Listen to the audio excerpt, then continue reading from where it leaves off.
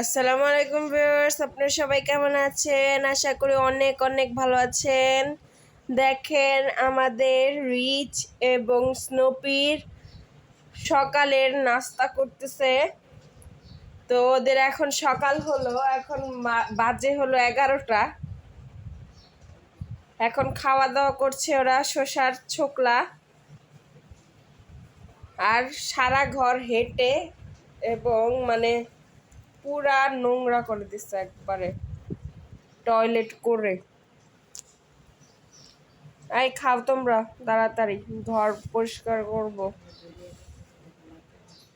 Video করতেছি দেখে লজ্জা পাইছে, এই জন্য খাবার ছেড়ে চলে গেছে স্নোপি। তো সবাই ভালো থাকবেন, লাইক সাবস্ক্রাইব কমেন্ট করবেন আর আমাদের আর ওদের পাশে থাকবেন। টাটা।